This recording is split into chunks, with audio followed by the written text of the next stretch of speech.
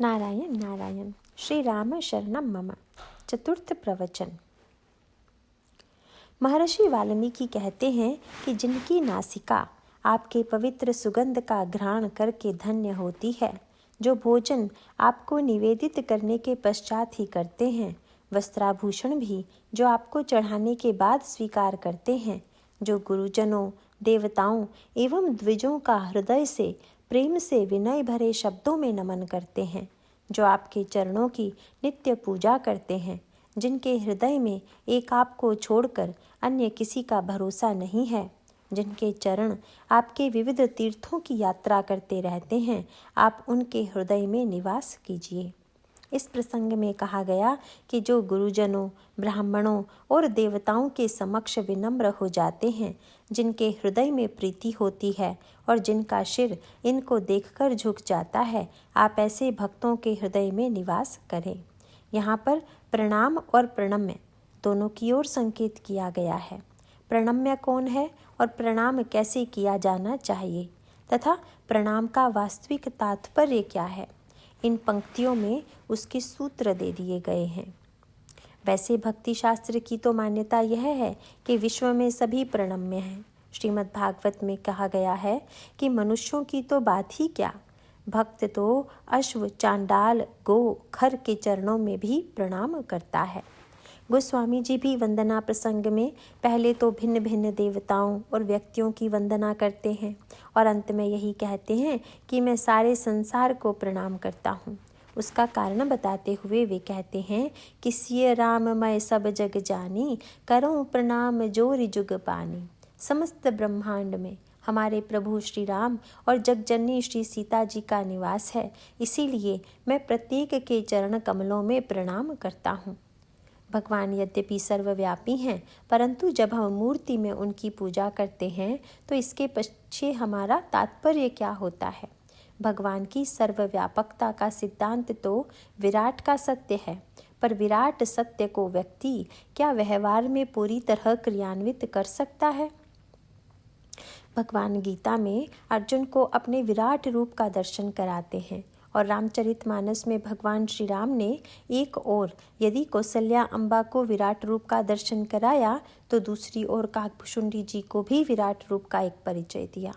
अर्जुन जब विराट रूप का दर्शन करता है तब एक ओर तो उसके अंतःकरण में अपार संतोष है, बड़ी प्रसन्नता है, पर दूसरी ओर अर्जुन बड़ा भयभीत भी है।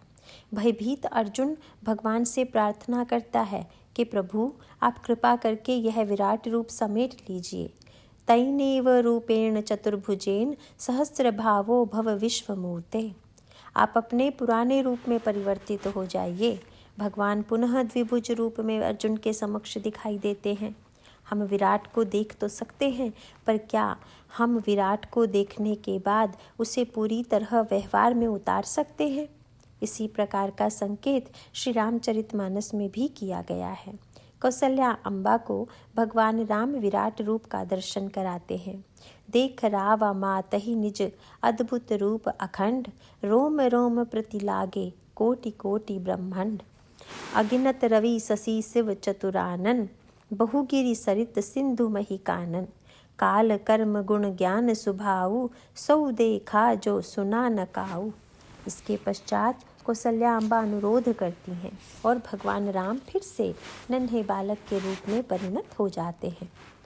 जैसे समुद्र की विशालता को देखकर भले ही उसकी असीमता का बोध हो, पर जब हम समुद्र से जल लेंगे उस समय अपनी सीमा में ही ले सकेंगे, क्योंकि हम पूरे समुद्र को लेने में समर्थ नहीं हैं।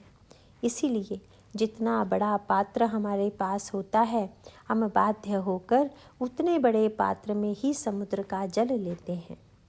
ईश्वर का जो अत्यंत विराट रूप है, अनंत विराट रूप है, तात्विक दृष्टि से वह ज्ञान के योग्य तो है, पर इतना होते हुए भी उस जाने हुए सत्य को व्यवहार में हम पूरी तरह से नहीं उतार सकते।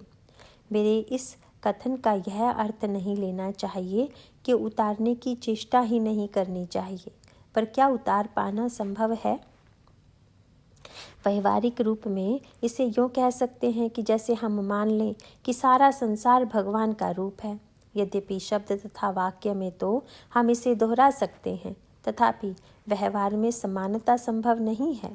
श्री रामचरितमानस में एक ओर तो गोस्वामी जी सिय राम मैं सब जग जानी, करऊं प्रणाम जोरि जुग पानी के रूप में संसार के समस्त प्राणियों की वंदना करते हैं, पर दूसरी ओर वे रावण की निंदा करते हैं, कुंभकर्ण तथा मेघनाद की निंदा करते हैं।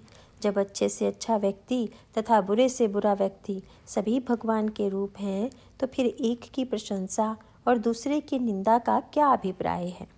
क्या हम अच्छे और बुरे दोनों प्रकार के व्यक्तियों से एक ही प्रकार का व्यवहार करें या करना चाहिए अथवा कर सकते हैं? इसका उत्तर निश्चित ही नहीं में होगा। अर्जुन विराट रूप को देखने के पश्चात भगवान से रूप परिवर्तित करने की प्रार्थना करते हैं। कौसल्या अम्बा भी भगवान का विराट रूप देखने के पश्चात बालक रूप में परिवर्तित होने की प्रार्थना करती हैं।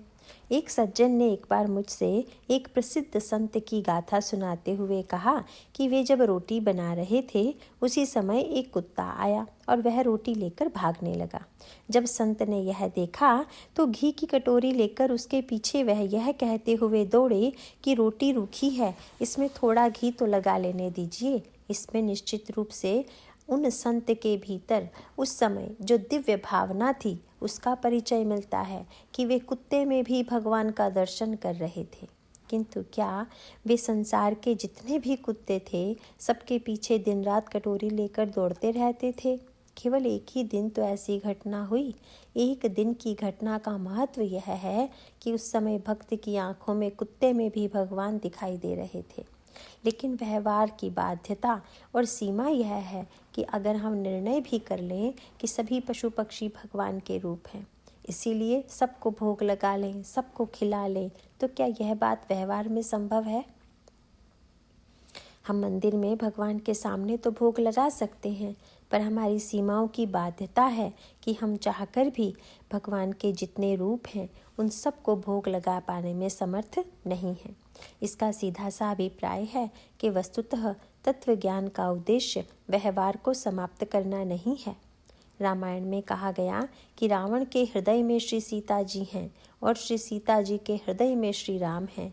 रावण के हृदय में श्री सीता जी हैं, यह जानते हुए भी जब भगवान राम रावण पर बाण का प्रहार करते हुए दिखाई देते हैं, तो इसे हम किस दृष्टि से देखें?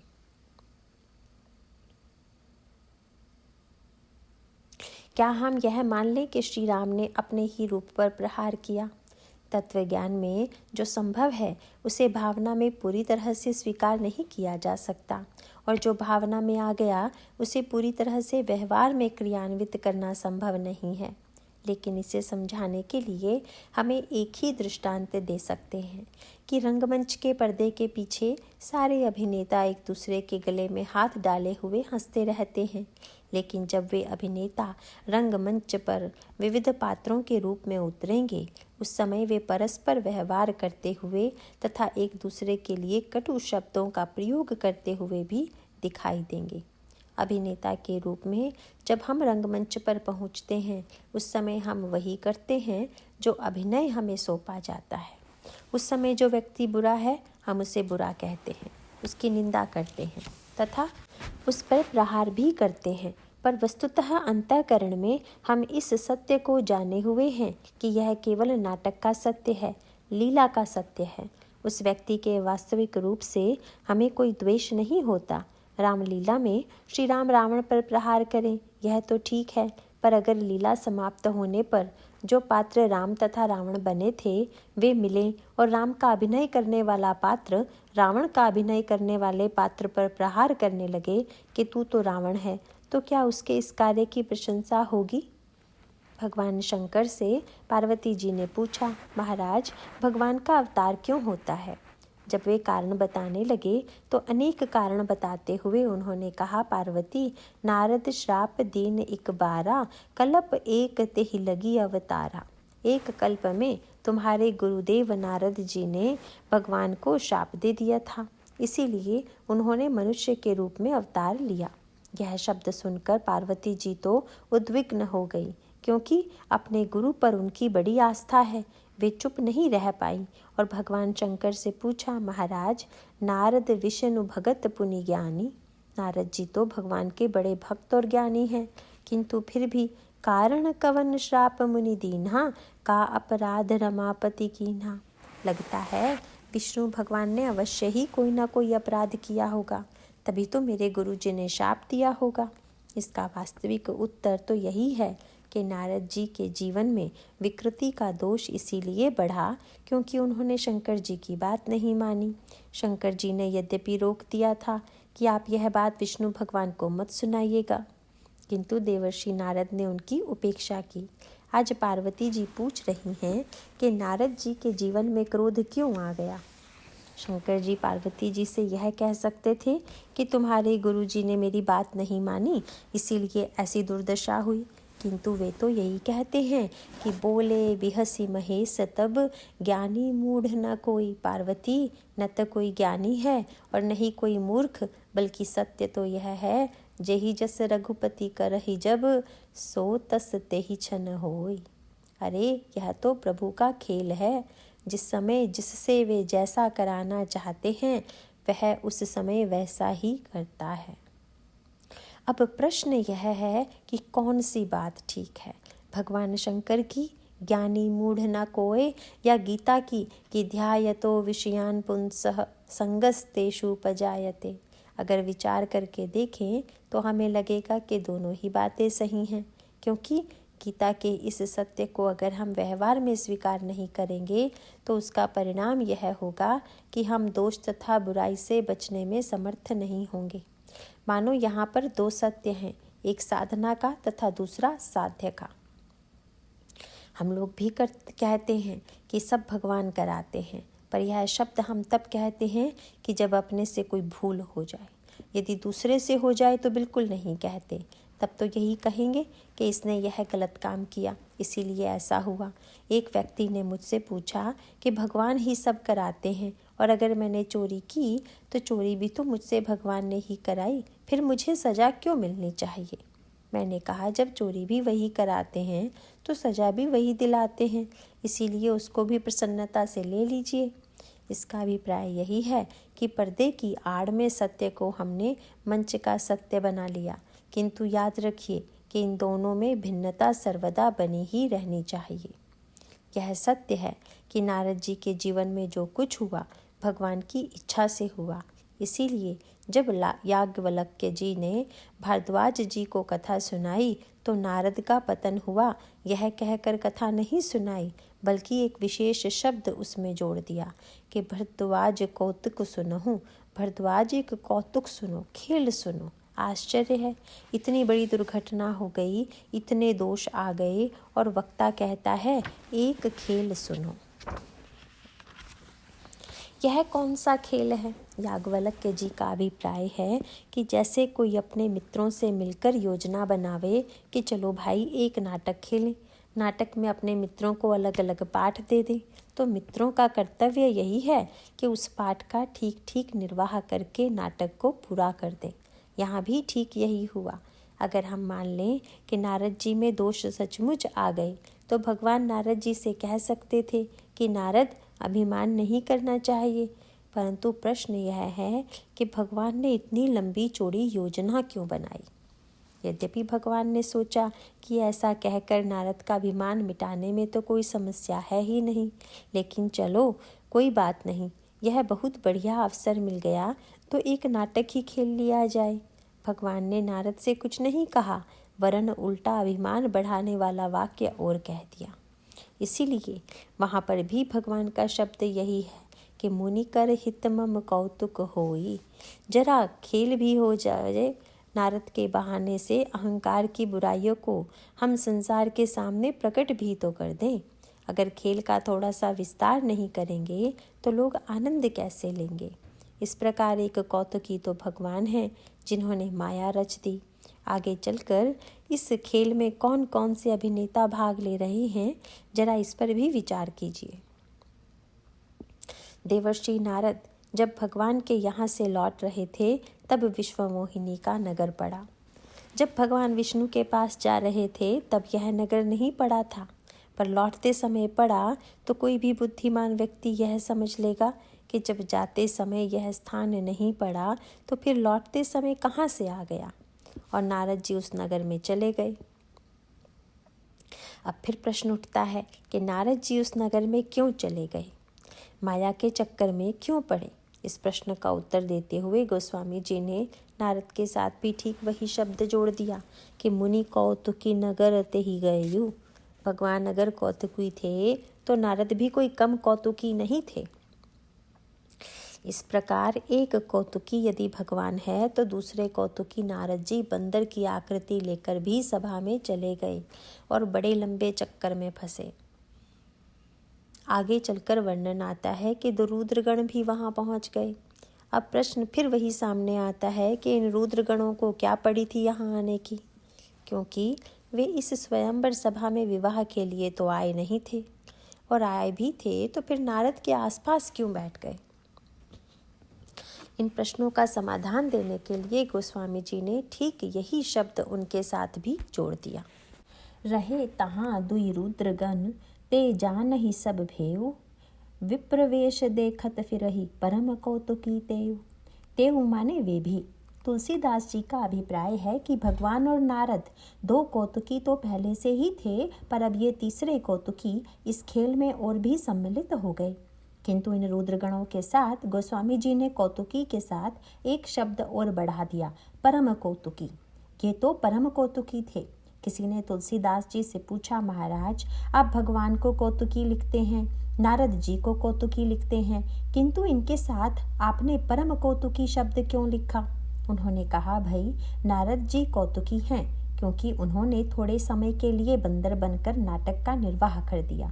भगवान ने कौतुक किया तो मनुष्य के रूप में, श्री राम के रूप में अवतार लेकर नाटक किया।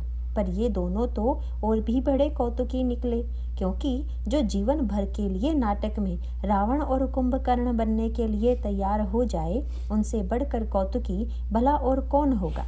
इस प्रकार मानो यह एक नाटक खेला जा रहा है, किंतु पर्दे के पीछे जो हो रहा है वह सर्वथा भिन्न है।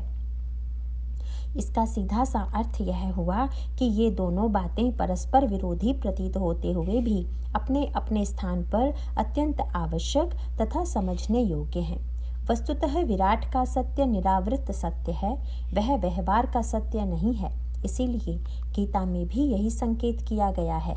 अर्जुन को विराट रूप दिखाने के पश्चात भगवान ने पूछा, अर्जुन विराट रूप में तुम्हें क्या अच्छा लगा। अर्जुन ने कहा, महाराज सबसे अधिक प्रसन्नता तो मुझे तब हुई जब मैंने यह देख लिया कि भीष्म, द्रोण तथा कर्ण आदि सब मरे पड़े हुए हैं। इसीलिए अब हमें लड़ना और मारना तो नहीं पड़ेगा। भगवान ने हंसकर कहा, अर्जुन ये जो मरे हुए दिखाई दे रहे हैं वे तुम्हें अपनी आँख से दिखाई दे रहे हैं या मेरी आँख से। वर्णन यह आता है कि विराट रूप दिखाने के पहले भगवान ने अर्जुन को आंखें भी तो दी थी। विराट का सत्य जीव की जो सीमित दृष्टि है उससे दिखाई भी नहीं देगा, असीम तो असीम की ही आंखों से दिखाई देगा। इसीलिए भगवान ने कहा, अर्जुन तुम इसको जान लो और उसके बाद अब लड़ो। किंतु प्रश्न यह है कि ये सब मर गए हैं कि मारना है। अगर ये मरे नहीं हैं तो दिखाने की क्या आवश्यकता है, और जब ये मर चुके हैं तो फिर अर्जुन को लड़ने के लिए प्रोत्साहित करने की क्या आवश्यकता है। वस्तुतः भगवान का अभिप्राय था कि अर्जुन यह तो मैंने तुम्हारे भविष्य की रक्षा के लिए किया है।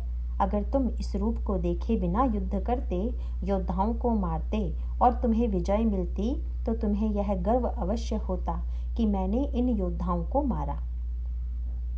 किंतु मैं चाहता हूँ कि तुम लड़ाई तो लड़ो पर अभिमान तुम्हारे जीवन में न आने पावे। इसीलिए मैंने पहले ही तुम्हें यह दिखा दिया कि वस्तुतः मैंने इन्हें मार दिया है। इसको तुम ज्ञान में समझ लो, पर व्यवहार में तो तुमको ही लड़ना पड़ेगा, तुमको ही मारना होगा। इसी प्रकार अनेक ऐसे पारमार्थिक सिद्धांत श्री रामचरितमानस एवं गीता में भरे पड़े हैं।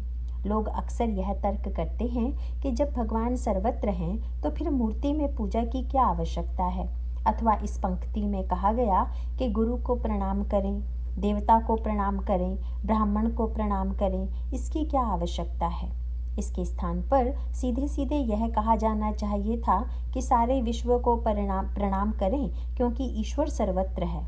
पर अगर गहराई से विचार करके देखें तो हमें यह स्पष्ट प्रतीत होगा कि इनमें एक ज्ञान का सत्य है, दूसरा भाव का तथा तीसरा व्यवहार का सत्य है। कौसल्या अम्बा ने एक बार बालक राम का श्रृंगार किया और पालने में सुला दिया। माँ के मन में यह भावना थी कि अगर बालक जागता रहा तो पूजा में बाधा पड़ेगी। उस दिन माँ कुछ विशेष पूजा करना चाहती थी। बालक राम को सुलाने के पश्चात माँ नैवेद्य लेकर मंदिर में गई। वहाँ इष्ट के समक्ष नैवेद्य अर्पित करके माँ ध्यान करने लगी कि भगवान अब नैवेद्य स्वीकार कर रहे हैं। कौसल्या अम्बा ने देखा कि सचमुच भगवान राम मुस्कुराते हुए लड्डू खा रहे हैं। यह बहुत बढ़िया बात है। इसका अर्थ है कि पूजा करते करते भाव का सत्य जब प्रत्यक्ष दिखाई देने लगे तब मानो पूजा अपने आप में परिपूर्ण हो गई। भाव की प्रगाढ़ता के बाद जब तक सत्य के रूप में उसका प्रत्यक्ष दर्शन नहीं होगा तब तक मन का संशय पूरी तरह नहीं मिटेगा। इस संदर्भ में एक प्रसिद्ध गाथा कही जाती है। किसी नगर में एक अत्यंत दरिद्र व्यक्ति था। उसे सर्वदा मन में लगता था कि यदि मेरे पास धन होता तो मैं मंदिर बनाकर भगवान की पूजा करता और भगवान का भोग लगाता। एक बार किसी महात्मा से उसने कहा, महाराज कोई ऐसा उपाय बताइए कि मुझे धन मिले और मैं उस धन का यह उपयोग करूं। महात्मा ने कहा, धन से मंदिर बनाओगे तो एक ही मंदिर बनाओगे, भोग लगाओगे तो 2-4 वस्तुओं का लगाओगे, किंतु मैं चाहता हूँ कि तुम मन से नित्य नए मंदिर बनाया करो। उसमें नया नया सिंहासन भगवान के लिए बनाओ। उस सिंहासन पर भगवान को बैठाओ और चाहे जितने प्रकार के कपड़े पहनाओ तथा 56 प्रकार के व्यंजन तुम भगवान को नित्य खिलाया करो। इस प्रकार तुम भाव का आनंद लिया करो। वह नित्य इसी प्रकार ध्यान करने लगा। एक दिन ध्यान कुछ विचित्र स्थिति में पहुंच गया। उसको लगा आज भगवान को खीर खिलानी है। यह सोचकर मन में खीर बनाने भी लगा, पर बनाते समय जब वह उस खीर में चीनी डालने लगा तो विचार करने लगा कि इतनी चीनी रोज डालने से तो बहुत खर्च होगा। यह विचार आने पर वह तुरंत चीनी वापस करने लगा। जो ही उसने चीनी का हाथ वापस लौटाया त्यों ही भगवान ने प्रकट होकर एक चपत लगाकर कहा, भाई कम से कम मन की चीनी में तो कंजूसी मत कर। भक्त ने भगवान से कहा, महाराज इतने दिनों तक मैं उदारता से भोग लगाता रहा, तब तो आप आई नहीं, और आज जब मैंने कंजूसी दिखाई तब आप आ गए, तो क्या आप कंजूसी से ही प्रसन्न होते हैं? भगवान ने कहा, भाई बात यह है कि नित्य भोग लगाते समय तुम्हें यह भान बना रहता था कि मैं कल्पना में भोग लगा रहा हूँ, पर आज तुम यह बात भूल गए कि यह मेरे मन की कल्पना है। आज पहले दिन तुमको यह लगा कि मैं सचमुच खीर बना रहा हूँ। वस्तुतः मैं तुम्हारे भाव की गहनता से आया हूँ, तुम्हारी कंजूसी से नहीं। इसका अभिप्राय है कि यह जो अभ्यास है, पूजा की विधियाँ हैं, उनकी अंतिम परिणति यही है। यही भाव की प्रगाढ़ता कौसल्या अम्बा के साथ भी दिखाई देती है। कौसल्या अम्बा ने भी यद्यपि पूजन में न जाने कितनी बार भोग लगाया होगा, पर्दा हटाया होगा तथा नैवेद्य उन्हें वापस मिला होगा, पर आज उनके भाव की प्रगाढ़ता इतनी गहरी थी कि उससे आकृष्ट होकर श्री राम स्वयं आनंद से भोग ग्रहण कर रहे हैं। माँ की समस्या यह है कि वे श्री राम को भगवान तो मानती नहीं हैं, वे तो अपना बालक मात्र मानती हैं। इसीलिए इस दृश्य को देखते ही माँ घबरा गई कि यह बालक कहाँ से आ गया और पूजा का नैवेद्य ग्रहण करने लगा। फिर माँ यह सोचने लगी कि मैंने तो इसे पालने में सुला दिया था और यह तो अभी घुटने के बल चलने में भी सक्षम नहीं है, तब फिर यहाँ पर कैसे आ गया। चिंतित होकर माँ पालने के पास गई जहाँ पर बालक को सुलाया था। वहाँ जाकर देखा तो दिखाई पड़ा कि बालक सोया हुआ है। फिर मंदिर में लौट कर आती हैं तो दिखाई देता है कि बालक भोग लगा रहा है। माँ को आश्चर्य हुआ कि यह बालक एक ही समय 2 स्थानों पर कैसे है। यहाँ उहाँ दुई बालक देखा, मति भ्रम मोर की आन विशेषा, देखी राम जननी अकुलानी, प्रभु हंसी दीन मधुर मुस्कानी। एक सैद्धांतिक प्रश्न यह भी है कि ईश्वर सो रहा है कि जाग रहा है, शांत भाव से अवस्थित है या खा रहा है। इस प्रश्न का उत्तर इस प्रसंग में अत्यंत सुंदर रूप में दिया गया है। भगवान ने इस प्रसंग में 3 रूपों में दर्शन कराया। पहले सोए हुए बालक के रूप में, फिर भोग लगाते हुए बालक के रूप में और उसके पश्चात विराट रूप में। देख राव मातहि निज अद्भुत रूप अखंड, रोम रोम प्रति लागे कोटि कोटि ब्रह्मांड।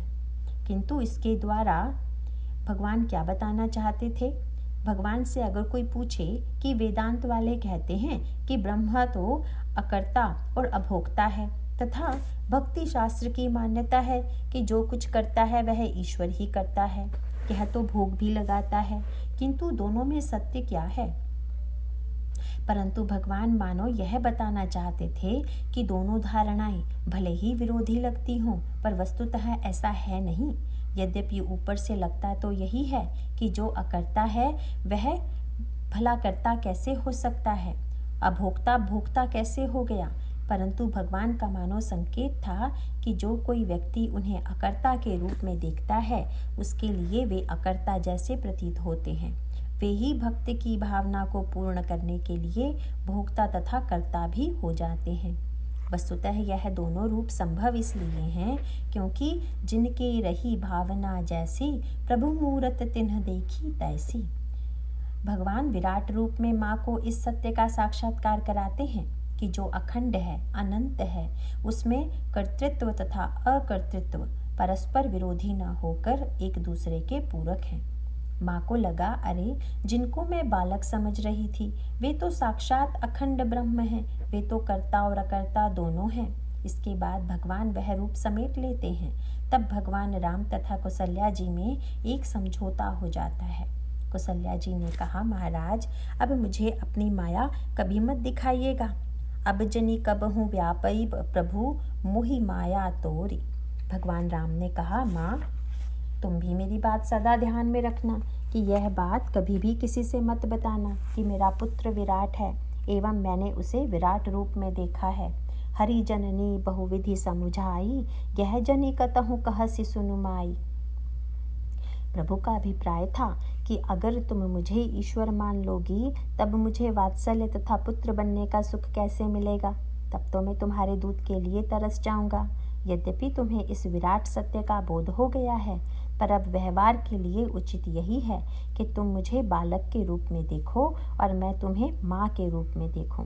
उस समय तो कौशल्या जी ने श्री राम की स्तुति की, पर बाद में जब ये बालक हो गए तब थोड़े ही कौशल्या जी रोज उठकर श्री राम को प्रणाम करती थी। बल्कि अब तो नियम यह था कि श्री राम ही नित्य उठकर कौशल्या जी को प्रणाम करते थे। प्रात काल उठी कई रघुनाथा, मातु पिता गुरु नावहि माता। विराट के तत्व ज्ञान का अभिप्राय है कि उससे व्यक्ति के अंतःकरण के अहंकार आदि दोषों का निराकरण हो। द्वेष तभी होता है कि जब हम किसी व्यक्ति में दोष देखें। अगर हम दोष देखकर उन दोषों का अपने जीवन में परित्याग कर दें तो दोष देखना बुरा नहीं है। हमारे पास विराट दृष्टि है, अतः हम यह मानते हैं कि भगवान सर्वत्र हैं, तब तो दोष नहीं देखना चाहिए।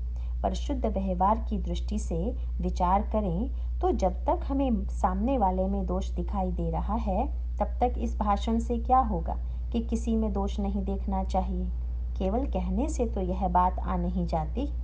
गोस्वामी जी ने भी यही कहा कि इस संपूर्ण संसार में श्री सीता जी और भगवान राम विद्यमान हैं, इसीलिए मैं सबको प्रणाम करता हूँ। उस क्रम में यद्यपि उन्होंने एक ओर संतों को प्रणाम किया तो दूसरी ओर दुष्टों को भी प्रणाम किया, पर इसके पश्चात जब वे असंतों दुष्टों का वर्णन करने लगे तो लगे उनके दोषों को गिनाने। तिनकर संग सदा दुखदाई। गोस्वामी जी ने कहा कि सही बात तो यह है कि हम दोनों का सदुपयोग करें। इसका अर्थ है कि सामने वाले में भी अगर हमको भगवान दिखाई देंगे तो हमारे अंतःकरण में अहंकार तथा द्वेष की वृत्ति नहीं आएगी। अहंकार व्यक्ति में तभी आता है जब वह दूसरे से अपनी तुलना करता है, पर जब उसे यह पता चलेगा कि समस्त में एक ही तत्व है तो फिर व्यक्ति किसकी तुलना में अभिमान करेगा और दोष कहाँ देखेगा। लेकिन दूसरी ओर व्यवहार में दोष देखना परम आवश्यक है, क्योंकि इसका कहीं यह दुष्परिणाम ना हो कि संत और असंत में भगवान को देखने के बाद हम असंत ही बनने की चेष्टा करें, तब तो अनर्थ ही हो जाएगा। दोष देखकर हमारे अंतःकरण में दोषों को छोड़ देने की वृत्ति आए, उचित यही है। गोस्वामी जी का वाक्य है, तेहि ते कछु गुण दोष बखाने, संग्रह त्याग न बिनु पहचाने। दोष दर्शन का एकमात्र तात्पर्य यह है कि दोष देखकर हम सावधान हो जाएं तथा हमारे अंतःकरण में द्वेष, अहंकार आदि न आने पावे। इसलिए हम सर्वत्र भगवान का साक्षात्कार करें। रामचरितमानस में सबसे बड़े भक्त हैं श्री भरत जी। श्री भरत जी दोष देखते हैं या नहीं? जब श्री भरत ननिहाल से लौट कर आते हैं, उस समय वे कैकई अम्बा के प्रति जिन वाक्यों का प्रयोग करते हैं वे कितने कठोर हैं। जब तय कुमति कुमत जी अठयूं, खंड खंड होई हृदय न गयूं। बरमागत मन भई नहीं पीरा, गरी न जी मुँह पर्यो न खीरा। भूप प्रतीति तोरि किमि कीन्ही, मरण काल विधिमति हरि लीन्ही। बिदहुन नारी हृदय गति जानी, सकल कपट अद अवगुण खानी। भगवान श्री राम का व्यवहार उन्हीं कैकई के प्रति कैसा है? चित्रकूट की सभा में श्री भरत ने कैकई जी की जब निंदा की, उस समय प्रत्युत्तर में भगवान श्री राघवेंद्र ने यही कहा कि दोष देहि जन नहीं जड़तेई, जिन गुरु साधु सभा नहीं सेई। मेरी माँ कैकई को जो दोष देते हैं वे जड़ हैं तथा उन्होंने साधु सभा का सेवन नहीं किया है। भगवान श्री राम की इस कसौटी पर यदि कसकर देखें तो श्री भरत जी कैकई को दोष दे रहे हैं। इसीलिए वे भगवान श्री राम की दृष्टि में जड़ हैं तथा स्वप्न में भी उन्होंने साधु सभा का सेवन नहीं किया है। किंतु रामायण की मान्यता है कि श्री भरत से बढ़कर कोई साधु नहीं है। तात भरत तुम सब विधि साधु। भगवान श्री राघवेंद्र की बात सही है अथवा श्री भरत की, दोनों ही अपने अपने स्थान पर अडिग हैं। श्री भरत ने जब यह कहा कि महाराज कैकई में इतने दोष हैं, तब उनका तात्पर्य यह था कि प्रकृति का नियम है कि कारण की अपेक्षा भी कार्य अधिक कठोर होता है। कारण ते कारजु कठिन, होई दोषु नहीं मोर। कुलिस अस्थिते उपलते, लोह कराल कठोर। पत्थर से लोहा उत्पन्न होता है पर वह उसकी अपेक्षा कठोर होता है। इसी प्रकार कैकई का हृदय तो पत्थर जैसा है और मैं स्वयं भरत लोहे के समान हूँ। अगर कोई उनसे पूछे कि जब आप लोहा हैं तो फिर चित्रकूट क्यों आए हैं, तब श्री भरत जी ने जो उत्तर दिया वह बड़ा रसमय है। गोस्वामी जी अयोध्या कांड में कहते हैं कि श्री भरत वन के मार्ग में भगवान श्री राम की चरण रेखाओं को ढूंढते हुए चल रहे हैं। जो चरण रेखा उन्हें दिखाई देती हैं उसकी धूलि को उठाकर वे अपने सिर से लगा लेते हैं। श्री भरत से पूछा गया, यह क्या कर रहे हैं? उन्होंने कहा, भाई पारस को लोहे से छुआ रहा हूँ। हर शही निरखी राम पद अंका, मानहु पारस उपाय उरंका। श्री भरत जी कहते हैं कि कैकई जी तो केवल बुरी हैं, किंतु मेरे पापों की तो कोई सीमा नहीं है। मोह समान को पाप निवासु। कैकई जी ने जितना अनर्थ किया वह सब मेरे लिए किया, इसीलिए मैं सबसे बड़ा पापी हूँ। पर इसके बाद भी मैं आपकी शरण में इसीलिए आया हूँ क्योंकि लोहे में ही पारस का चमत्कार दिखाई देता है। पारस का कार्य ही लोहे को परिवर्तित कर देना है। भरत के लोह रूपी हृदय में आपके संस्पर्श से यदि परिवर्तन हो जाए तो उसका जीवन धन्य हो जाएगा। यह श्री भरत का पक्ष है, किंतु भगवान श्री राम का अपना पक्ष है। जब भगवान श्री राम कैकई जी की प्रशंसा करने लगे तो उसे सुनकर श्री भरत जी की आंखों से आंसू बहने लगे। प्रभु ने यह दृश्य देखा तो प्रसन्न हो गए। प्रसन्न होना स्वाभाविक ही है, क्योंकि वक्ता यदि देखे कि उसकी बात सुनकर श्रोता गदगद हो रहा है तो प्रसन्नता होती ही है। प्रभु ने श्री भरत की ओर देखकर मानो जानना चाहा कि भरत, अब तुम्हारा विचार बदल गया ना? अब तो तुम कैकई जी की आलोचना नहीं करोगे? भरत जी ने हाथ जोड़कर कहा, महाराज मैं कथा नहीं सुन रहा था, मैं तो कथावाचक के मुख की ओर देख रहा था, क्योंकि सुनते समय यह नहीं लग रहा था कि आप वास्तविकता कह रहे हैं। मुझे तो लग रहा था कि यह आप नहीं बल्कि आपका शील बोल रहा है, क्योंकि जिस कैकई ने इतने कष्ट दिए, जब आप उसमें भी गुण ढूंढ सकते हैं तो यह आपकी विशेषता है, कैकई की नहीं। यद्यपि भगवान के कहने पर भी मेरी माता कैकई को दोष देने वाला जड़ है तथा उसने स्वप्न में भी साधु सभा का सेवन नहीं किया है। श्री भरत अपने सिद्धांत में जहाँ के तहाँ हैं। इसका अभिप्राय है कि कैकेयी जी के दोष को देखकर अगर हमारे मन में दोष के निराकरण की वृत्ति आए तो यह सार्थक है। अपने दोषों को देखने की सार्थकता भी तभी है जब हम यह माने कि हमारे ये दोष भगवान के संस्पर्श से गुणों में परिवर्तित हो जाएंगे। श्री भरत चित्रकूट जाकर भगवान श्री राम को प्रणाम करते हैं, किंतु अनोखापन यह है कि मार्ग में जाते समय करी प्रणाम पूछहि जहि तेहि केहि वन लखनु राम वैदेही। वे एक ऐसी भाव स्थिति में हैं कि जो सामने से आता हुआ दिखाई देता है उसे प्रणाम करके पूछते हैं कि क्या आपने चित्रकूट में भगवान का दर्शन किया। जब कोई व्यक्ति कह देता था कि मैं उनका दर्शन करके आया हूँ तो वह तो श्री भरत को साक्षात श्री राम का ही स्वरूप मालूम पड़ता था। जे जन कहई कुशल हम देखे ते प्रिय राम लखन सम लेखे। इसका अभिप्राय है कि तात्विक सत्य के द्वारा हमारे कुछ दोष मिटते हैं, भावनात्मक सत्य के द्वारा हमें कुछ दोषों के निराकरण में सहायता मिलती है और व्यवहार की अपनी सीमाएं हैं। इसीलिए महर्षि वाल्मीकि जी ने सीधे यह नहीं कहा कि जो संसार भर को प्रणाम करता है आप उसके हृदय में रहिए, बल्कि वाल्मीकि जी का अभिप्राय है कि सब में केवल एक ही ब्रह्म तत्व का साक्षात्कार हो, किंतु व्यवहार में यह संभव नहीं है। इसीलिए पहले आप अपनी भावना गुरु में बना लीजिए, देवताओं तथा ब्राह्मणों में बना लीजिए। जब वहाँ पर भावना दृढ़ हो जाए तब सर्वत्र भगवान को देखने की भावना को दृढ़ करें। इसीलिए यहाँ पर कुछ शब्द चुन कर दिए गए कि इन के चरणों में प्रणाम कीजिए। गुरु में, संतों में तथा विशिष्ट पुरुषों में भगवत भाव बनाना आवश्यक भी है और सरल भी। इसीलिए महर्षि वाल्मीकि ने यहाँ पर एक सीमा बनाई और उसके साथ साथ यह भी बताया कि प्रणाम कैसे करें। प्रणाम की ऐसी सुंदर व्याख्या पूरी रामायण में कहीं नहीं है जैसी कि इस प्रसंग में की गई है। महर्षि का सूत्र यह है कि हृदय में प्रीति हो, वाणी में विनम्रता तथा सिर झुका हुआ हो। इन तीनों का अभिप्राय है क्रिया, वचन और मन का समन्वय। इससे आगे की चर्चा कल होगी। नारायण नारायण।